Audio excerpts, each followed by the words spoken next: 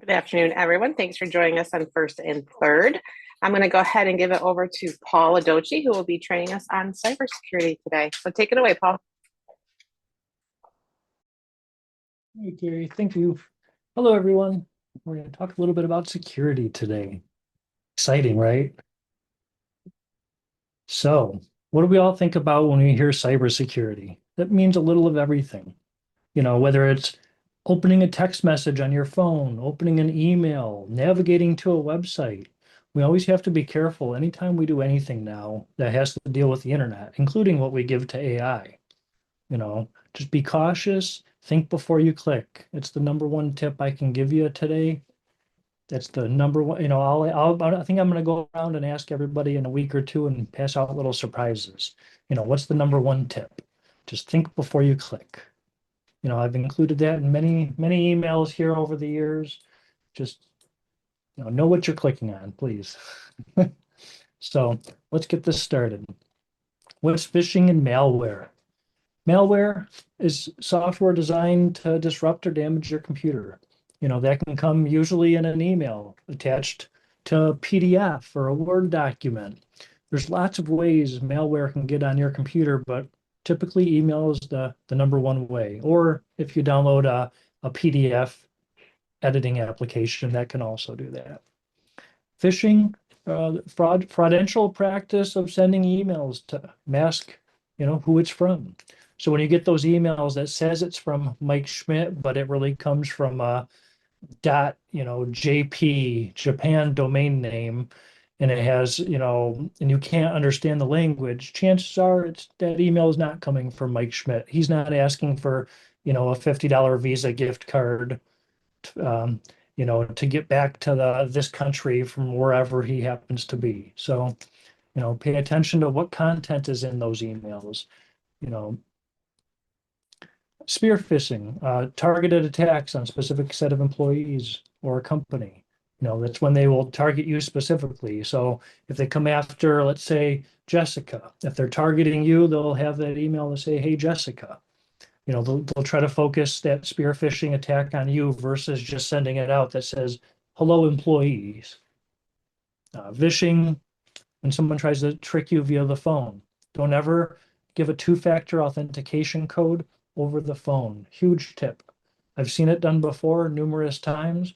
If anybody ever calls you and says, "Hey, I just need to verify something. Can you give me that six-digit code that I just had sent to you?"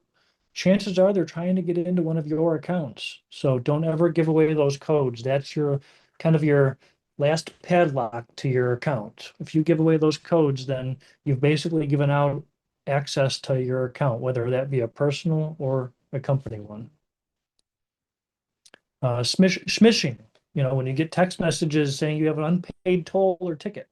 I know those have been on the rise lately. I've gotten, I think, 3 of them in the last month or two, stating one of them was for a state I haven't ever been to, but I had an unpaid toll for there. So don't trust those text messages when they say you have an unpaid toll, you have an unpaid debt. Be very cautious with that. 99% of the time, it is fraudulent. Don't contact them via that text message. Ignore it, mark it as spam. If you have reasons to believe that the authenticity of that message is real, contact the DMV, contact the Secretary of State or whatever that toll company is using another number that you're able to acquire. Just go to Google, look up their number and contact them that way. Whaling, attacks that target leadership within a company. So those would be people that would come after Carrie or Jason or somebody else in leadership in the company, and they'll be trying to target them to get a hold of confidential company information. So how to spot a phishing email. Now, these are only some tips. You know, we cannot give you every example because they're getting good. Basically, AI has helped the scammers craft emails and kind of tweak their language to sound like they are a legit email coming through. This email from Uline here is a legitimate email.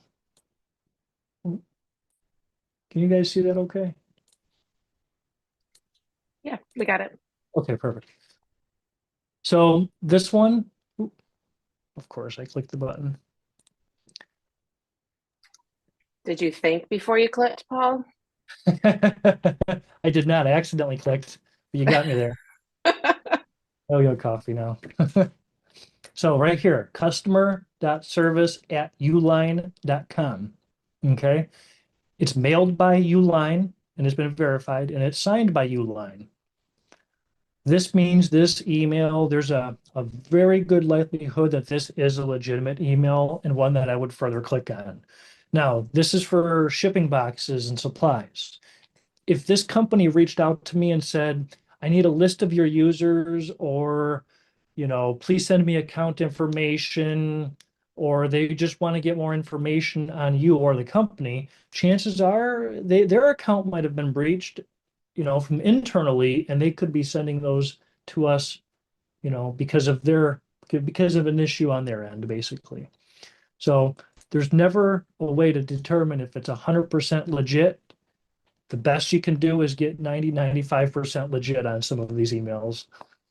So when you click on that little down arrow right next to the name in Google or in Gmail, it'll give you this drop down. Ignore that name. Uline customer service, I can have that say my name is Abraham Lincoln. You can type out anything you want on the user side, and that's what it's going to give to you. Always pay attention to the email address itself. So never click unknown links or attachments. Check the email addresses carefully. Use strong passwords and multi-factor authentication, and then just keeping software up to date. So using strong passwords and multi-factor authentication, that's a very strong way to keep people out of your account. Because even if they have your password to your account and your email address, then they can't get in without your two-factor code.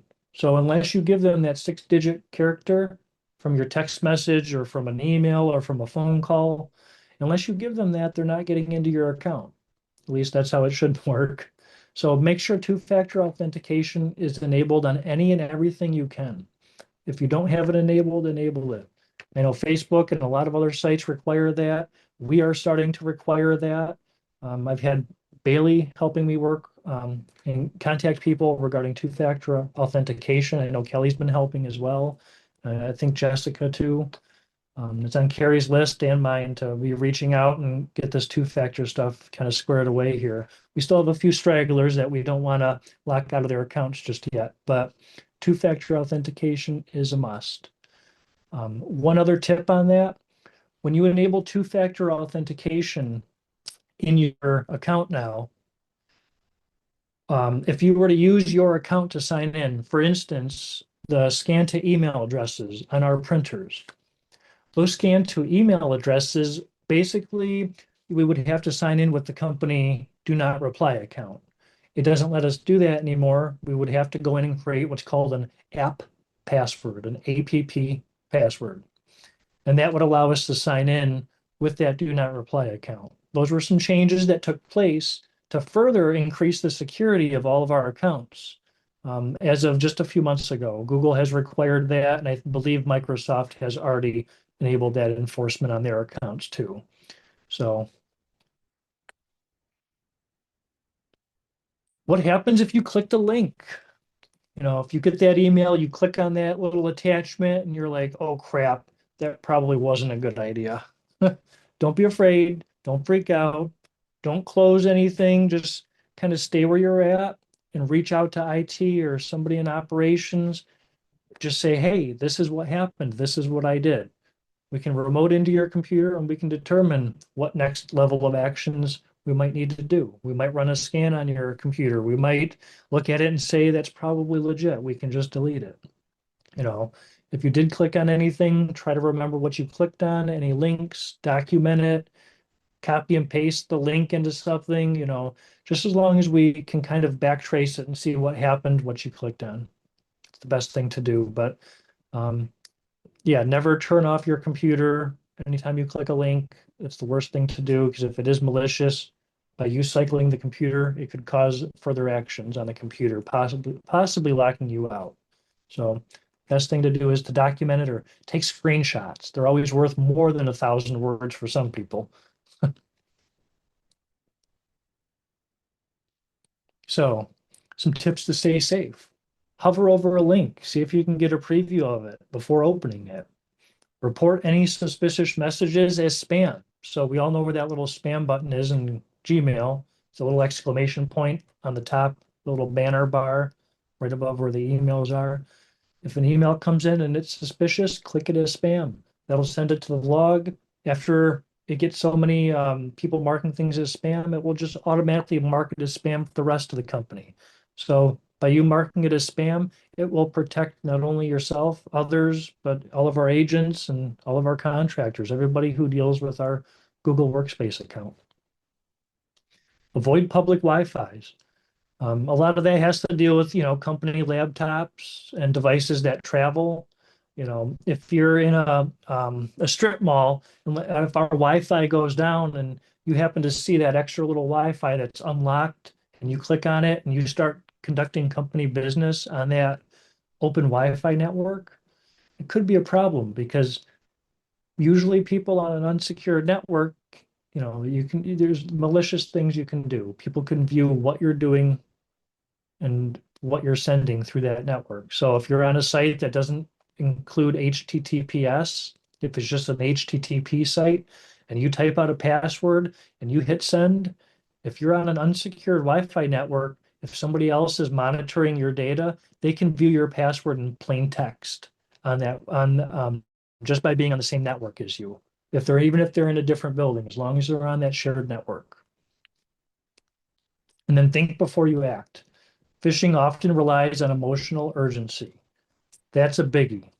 We all get those emails that say you need to respond now, or you have, 1 hour to respond, otherwise your account's going to get shut down. I know I get some iCloud emails in my spam folder. Every once in a while, one of them makes it through to my inbox, but I know it's not my iCloud account that's going to be suspended. That would come from Apple, not a fake site. So. Some more red flags to look for when you get an email. Generic greetings, dear user, typos or grammar mistakes, mismatched branding or logos. If they say that they're from Best Buy and you see a Toys R Us logo in the little corner where their logo is supposed to be, you might want to ask some questions. Consider that email, it might not be that legit. Requests to verify or confirm accounts or payments. I see a lot of that where people often ask me, is this legit? I never signed up for a Best Buy Geek Squad membership. They're going to charge me $500 to my credit card, but it doesn't state what credit card number. It doesn't have the last 4 digits. Most of the time, they just want to see if someone's gullible enough to respond to that email and click, and reply back. Once they start that communication, you've now moved on to stage 2 in the scammer's guide. There's scammers have a way to, fish people, to scare people. Once they get you hooked, you go to the next level person who then works on, different ways to attack you or starts to look into, even asking ChatGPT information about that email address. And, I don't know what it would reply back with, depending on who you are and what you correspond with, but there's different AIs out there that aren't always working for the good people. They're often helping the bad. So never confirm anything unless it is something that you know that you need to confirm. Always reach out to that third party.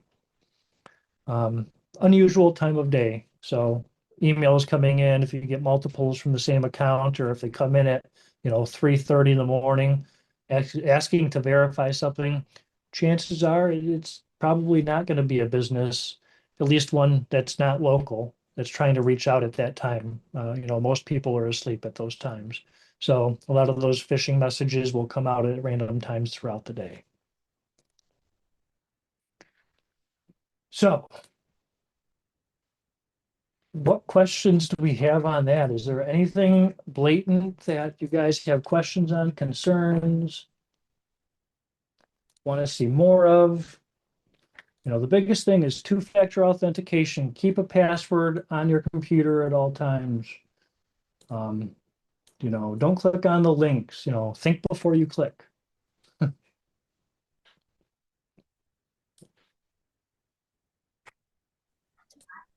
Hey, Paul. Yeah. Hey, I have a question. So I just want to backtrack to your just statement about saving your passwords to your computer. So, if we're going into CB Desk or we're going into like the Ring Central or something like that, like we do Facebook postings. Okay, do you want us to save your password or not? I usually say no, thanks. Is that not a good thing or? So it's kind of a double-edged sword. Only because in Google, there's two ways to save passwords. One of them is with the password manager. Those passwords, even if you ask some people, even those aren't the safest. Always a third-party tool is usually a little bit safer. But there's something called autofill, and then there's a password manager. There's two different ways to save account credentials in Google. As long as you have the password manager enabled, for the most part, those passwords are pretty encrypted and secured in your account. And if you sign into a different computer in a different office, all your passwords will follow you. I mean, so Okay. will the autofill ones, but the autofill passwords, if you have it set up as autofill, and by that I mean, when you go to type out your name and you start typing your name and it's like, oh, you mean Paul Ladoci, and you just hit the space bar and it accepts it. Right. That's the autofill. Usually it doesn't pick up on that too much, but I have seen some people in offices use that. And that would Yeah, and I use just that all your too. passwords in plain text for everyone to view. So if you have questions regarding the password manager for Google, if you click on the three dots in the top right-hand corner, Mhm. and go to passwords and autofill, you can click right on the Google Password Manager, and that'll take you right to a link with any of your saved passwords, whether they were saved a year ago or current. And then you can edit those websites. You can delete some old passwords if they no longer belong there. And the new best practice is to use a password manager and a different password for every single website. I know that that sounds very overwhelming, and it is. I have over 400 accounts in one of my password managers. I think it's my work one. My personal one probably has 200 to 300. If there's going to be a data breach, which there will be on one of your accounts, I can guarantee that because I know one of my personal accounts my data has been passed on from broker to broker to broker, and they've been selling my data now for 13 times with one account, one of my more private accounts. But because of one website, I think it was Zynga or um, Adobe or one of them a while back, years ago, got breached, my data has been passed around over and over again.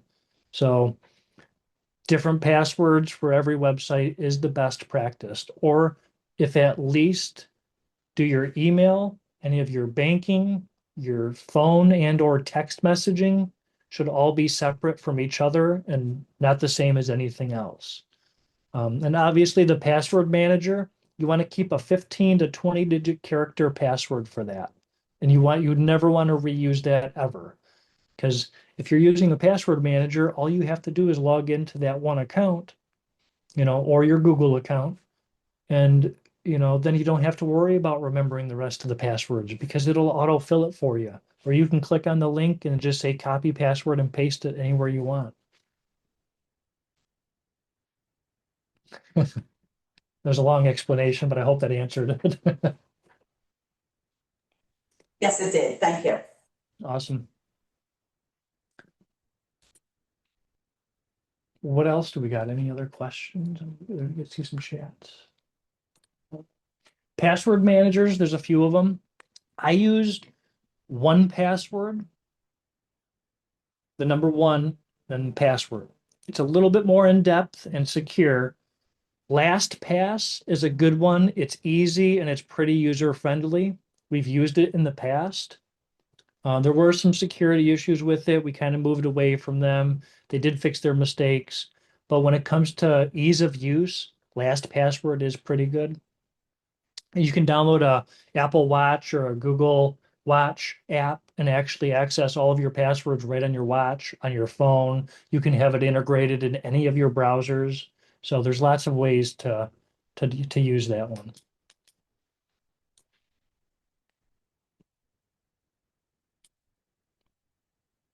Have any of you guys seen anything come through lately that's been blatantly scam or, a phishing email, text? What have you guys been seeing? Anything that I haven't mentioned? No, I haven't seen anything come through, Yeah, well, that's good. out of the ordinary. No, not at all. Okay.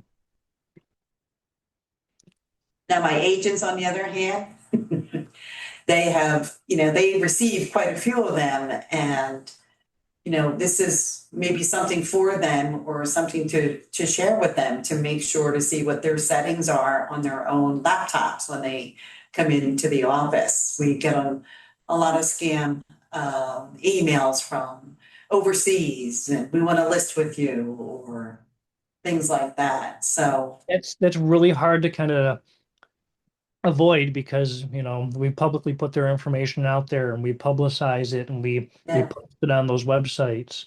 You know, your information or as ASCs, RSCs, or staff, our information typically isn't out there as much as the agents. So when we start getting those scam messages, we know that, chances are so are the agents in our office. And that's what you want to be careful for. Even if you get that email from the agent that that you've known for 10 years, you've worked with them, you get an email from them and says, "Hey, could you send me some money?" or "I need a gift card." You know, chances are maybe somebody got into their account, or maybe they're just impersonating their account. Well, they usually give us a call if something comes up really, funky like that. We've had agents go through that process, unfortunately for them, with the credit card, send us this and we'll help you fix your Microsoft 11 or whatever, program. So we've had them, one had $1,500 worth of gift cards that he went and purchased. So we've always just ensured them to just, call us first. If something odd comes up on your computer like that, don't hesitate to reach out. Definitely, definitely. And then, antivirus or malware prevention, you typically want to have some type of program on your computer that's running as an antivirus to protect yourself and your data on the computer. For the company computers, we provide that, but as agents, we don't provide them, an antivirus for their computer. That's something that they would need to provide. Right, and most of them do have that malware, they have some Yeah. on their laptops. Yeah. Yep. And it's not just your office, it's all offices. I know of a lot of agents that don't actually, excuse me, that don't utilize an antivirus. So it's something to think about. If you see an agent today, take that away today too. Say, I'm going to go up to one agent today and ask them what they're using as an antivirus on their computer. Take that back to your office today. Go talk to an agent when you get off this call. Just ask any random agent that's sitting there, what do you use for an antivirus? If they can't tell you or they're not sure, maybe offer them the solution. We have Bitdefender. Yep. There's Bitdefender as an antivirus. Bitdefender. We also utilize Malwarebytes, Malwarebytes. They're a decent one we utilize. For the agent, I would say that does not know much about computers or technology and needs that little extra level of security. As long as their computer is new enough, you don't want to put it on a 10 or 15-year-old computer, but as long as their computer is new enough, Norton is very good. It offers a lot, though. Sometimes it can be too overwhelming for some. For me, I know I don't like it because, I know the things I want to do. I just want it to protect me on the back end. When some agents might need that extra hand holding, and that's what Norton does pretty well. But most services aren't like they used to be. You can't get that free antivirus anymore and expect those great security updates. Most of them, if they are free, they're not going to provide you with ransomware protection. They're not going to provide you with malware protection. And if they do, a lot of times it isn't a live protection. It's only going to protect you if you run that program. And that defeats the purpose because then you're going to get infected and you won't run the program until after it's too late. So sometimes it's worth spending that 40 or 50 bucks a year to protect your device.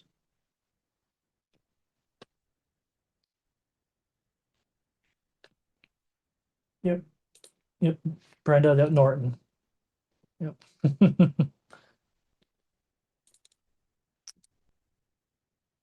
All right. Any other questions? Kelly, do you have anything to add? Gary, Jessica? Anything? I think you covered it all, Paul. Okay. Yeah, I think it was fantastic. At the end of the day, think before you click and give somebody a phone call if you're just not sure. Don't forget to ask your agents when you get off the call today what antivirus they're running. And if they're not, have them reach out to Kelly, Jessica, Carrie, myself, get our opinion. We can reassure you which one we would prefer. Think before you click. Thanks, Paul. We appreciate your time today. Cool. Thank you all. Bye, Stay everyone. safe.